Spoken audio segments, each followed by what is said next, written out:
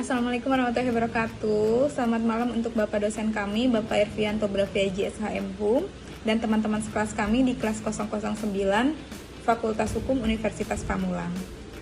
Dalam kesempatan kali ini, saya Novita Sari dari kelompok 5 ingin membahas tentang penerapan asas lex superior derogat legi inferiori, asas lex specialis derogat legi generalis, dan asas lex posterior derogat legi priori dalam perundang-undangan. Sebelum itu, saya ingin menjelaskan apa itu asas lex superior derogat legi inferiori, asas lex specialis derogat legi generalis, dan asas lex posterior derogat legi priori. Yang pertama, asas lex superior derogat legi inferiori dapat diartikan bahwa peraturan perundang-undangan yang mempunyai derajat lebih rendah dalam hierarki peraturan perundang-undangan tidak boleh bertentangan dengan yang lebih tinggi. Yang kedua, lex specialis derogat legi generalis yaitu jika suatu tindakan masuk dalam suatu ketentuan pidana umum, tetapi termasuk juga dalam ketentuan pidana khusus, maka hanya yang khusus itu yang diterapkan. Dan yang ketiga, asas lex posterior derogat legi priori itu, sederhananya, asas ini berarti peraturan yang baru mengesampingkan peraturan yang lama. Contohnya, dalam asas lex posterior derogat legi priori adalah Undang-Undang Nomor 11 Tahun 2012 yang mencabut keberlakuan Undang-Undang Nomor 3 Tahun 1997. Sehingga, sejak berlakunya Undang-Undang Nomor 11 Tahun 2012, semua tindak pidana yang dilakukan anak akan dijerat dan diproses dengan menggunakan ketentuan Undang-Undang Nomor 11 Tahun 2012 dan bukan Undang-Undang Nomor 3 Tahun 1997. Seperti itu. Nah, selanjutnya kita masuk ke pembahasan. Untuk teman saya, dipersilahkan. Assalamualaikum warahmatullahi wabarakatuh. Saya Farhanuddin dari kelompok 5 ingin mempresentasikan penerapan asas lex superior derogat legi inferiori. Hukum merupakan suatu sistem yang terdiri atas bagian-bagian yang terdapat dipisahkan karena merupakan suatu kesatuan antara bagian-bagian itu tidak boleh ada saling tumpah tindih atau konflik.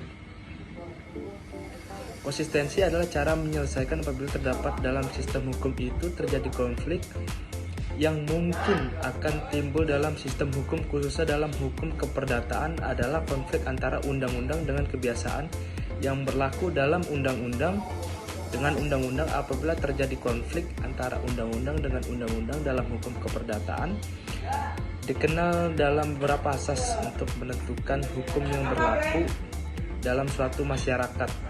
Asas hukum itu adalah asas lex specialis derogat legi generalis, yang maksudnya adalah apabila ada dua antara hukum atau lebih yang saling bertentangan antara hukum khusus dengan hukum umum, maka hukum khusus mengesampingkan hukum yang bersifat umum.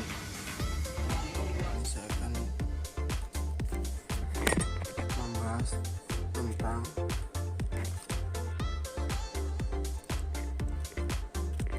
asas lex superior derogat legi inferiori.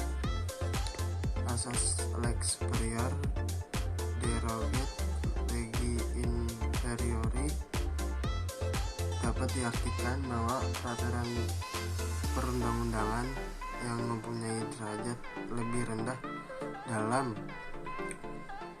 hierarki peraturan perundang-undangan tidak boleh bertentangan dengan yang lebih tinggi. Salah satu kebijakan yang memuatkan asas ini yakni Undang-Undang Nomor 12 Tahun 2011 tentang pembentukan peraturan perundang-undangan. Pada pasal 7 membagi jenis dan hierarki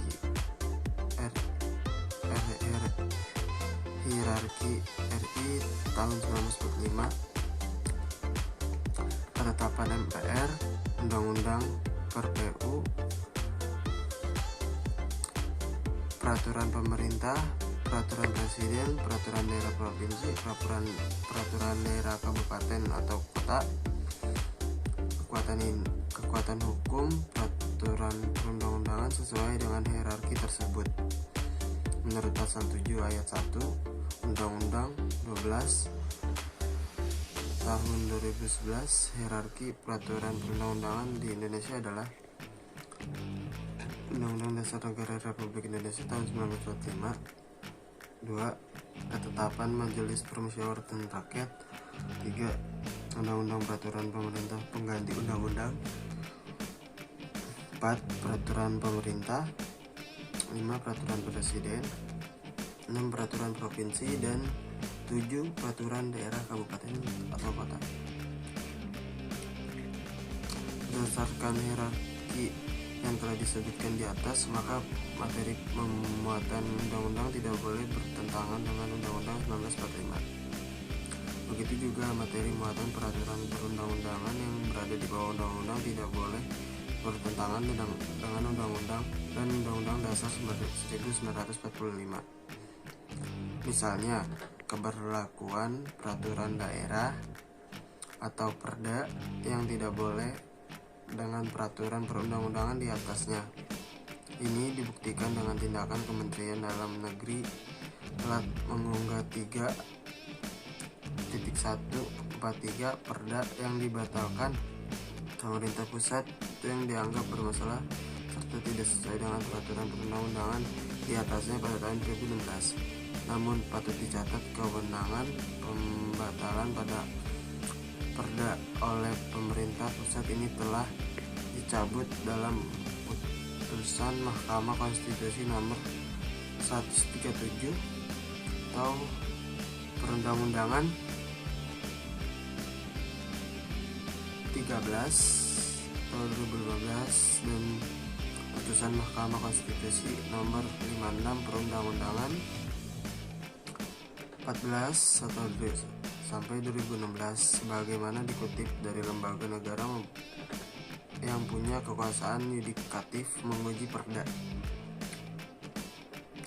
Sehingga kini lembaga yang mempunyai kekuasaan yudikatif menguji Perda adalah Mahkamah Agung.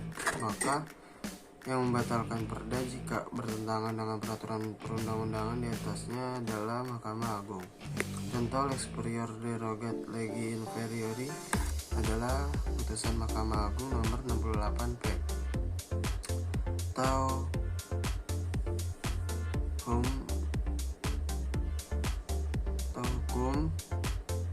tahun 2019 yang menyatakan pasal 2 ayat 1 dan 2 peraturan Bupati Kepulauan Aru nomor 53 tahun 2018 bertentangan dengan peraturan perundang-undangan yang lebih tinggi, yaitu pasal 5 huruf C, pasal 6 ayat 1 huruf I Undang-Undang 12 sampai tahun 2011. Itu saja yang bisa saya sampaikan untuk pembahasan lex superior derogat legi inferiori.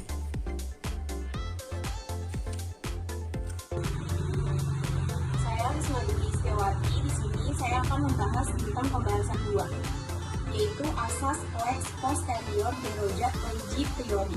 Adalah asas penafsiran hukum yang menyatakan bahwa hukum yang terbaru atau lex posterior mengesampingkan hukum yang lama, yaitu lex prior. Asas ini biasanya digunakan baik dalam hukum nasional maupun internasional. Menurut mantan Ketua Mahkamah Agung, Bagirmanan, ada 2 prinsip yang harus diperhatikan dalam asas lex posterior derogat legi priori, yakni 1. Aturan hukum yang baru harus sederajat atau lebih tinggi dari aturan yang lama. Yang kedua, aturan hukum baru dan lama mengatur aspek yang sama.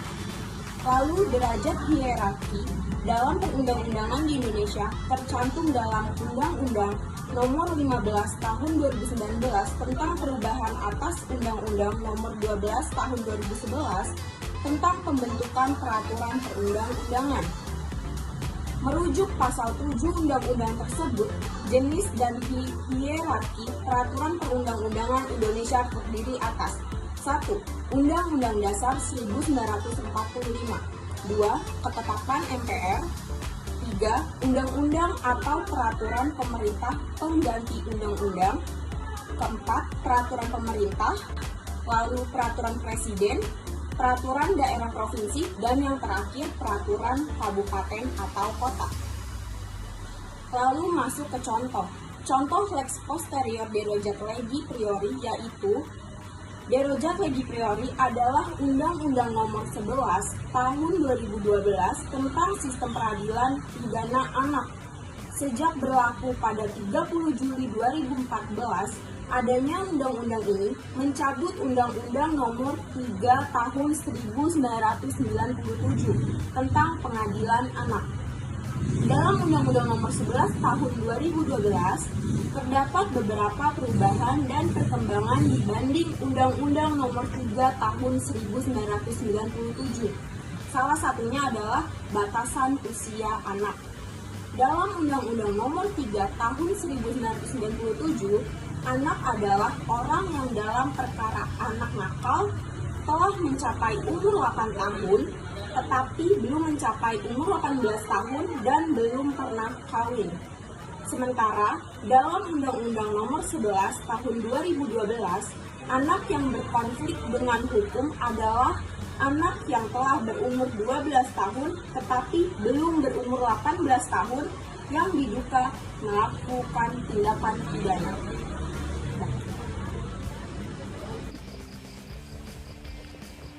Baik, Assalamualaikum warahmatullahi wabarakatuh. Saya Sarli Agustina. Sini akan melanjutkan pembahasan materi dari Saudari Risma, yaitu tentang asas lex posterior derogate legi priori. Lex posterior derogate legi priori adalah asas penafsiran hukum yang menyatakan bahwa hukum yang terbaru lex posterior mengesampingkan hukum yang lama, yaitu lex prior. Asas ini biasanya digunakan baik dalam hukum nasional maupun internasional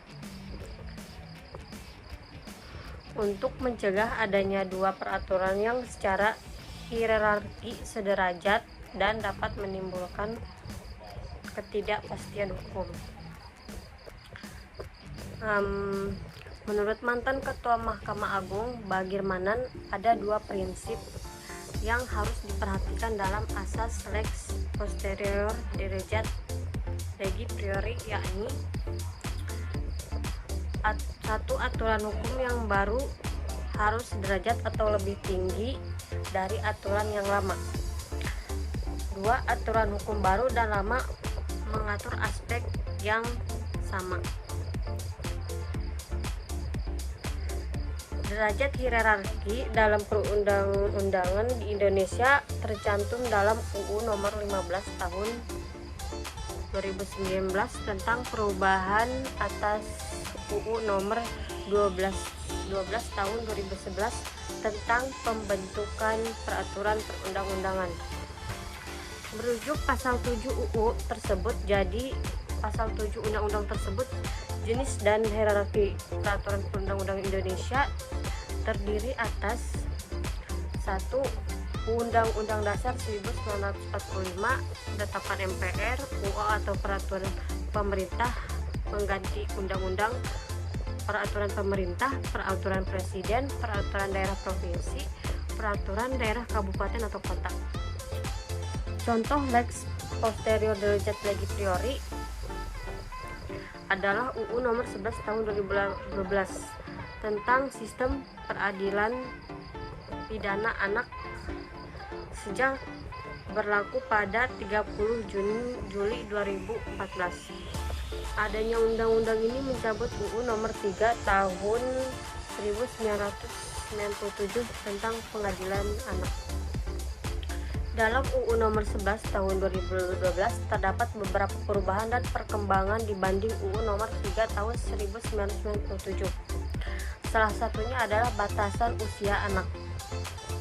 Dalam UU Nomor 3 Tahun 1997, anak adalah orang yang dalam perkara anak nakal telah mencapai umur 8 tahun tetapi belum mencapai umur 18 tahun dan belum pernah kawin. Sementara dalam UU Nomor 11 Tahun 2012, anak yang berkonflik dengan hukum adalah anak yang telah berumur 12 tahun tetapi belum berumur 18 tahun. yang diduga melakukan tindak pidana. Nah, sekian materi dari saya, selanjutnya akan dilanjutkan oleh teman saya. Terima kasih. Baik, kesimpulan pembahasan dari kelompok kami yaitu berdasarkan hierarki yang telah disebutkan di atas tentang asas lex superior derogat legi inferiori, yaitu materi muatan undang-undang tidak boleh bertentangan dengan Undang-Undang 1945. Begitu juga materi muatan peraturan perundang-undangan yang berada di bawah undang-undang tidak boleh bertentangan dengan undang-undang dan Undang-Undang Dasar 1945. Untuk asas lex specialis derogat legi generali adalah asas penafsiran hukum yang menyatakan bahwa hukum yang bersifat khusus mengesampingkan hukum yang bersifat umum. Lex specialis mengesampingkan lex generalis. Gitu contohnya, dalam pasal 18 Undang-Undang Dasar 1945, gubernur, bupati, dan wali kota harus dipilih secara demokratis. Terus yang ketiga tentang asas lex posterior derogat legi priori adalah asas penafsiran hukum yang menyatakan bahwa hukum yang terbaru lex posterior mengesampingkan hukum yang lama atau lex prior. Asas ini biasanya digunakan baik dalam hukum nasional maupun internasional. Asas ini digunakan untuk mencegah adanya dua peraturan yang secara hierarkis sederajat dan dapat menimbulkan ketidakpastian hukum. Derajat hierarki dalam perundang-undangan di Indonesia tercantum dalam Undang-Undang Nomor 15 Tahun 2019 tentang perubahan asas Undang-Undang Nomor 12 Tahun 2011 tentang pembentukan peraturan perundang-undangan. Sekian. Demikian presentasi kami dari kelompok 5. Terima kasih untuk menyimak sampai akhir, dan jika ada kekurangan mohon dimaafkan. Semoga kita semua bisa mendapatkan referensi yang lebih banyak dari tema kita malam ini. Wassalamualaikum warahmatullahi wabarakatuh.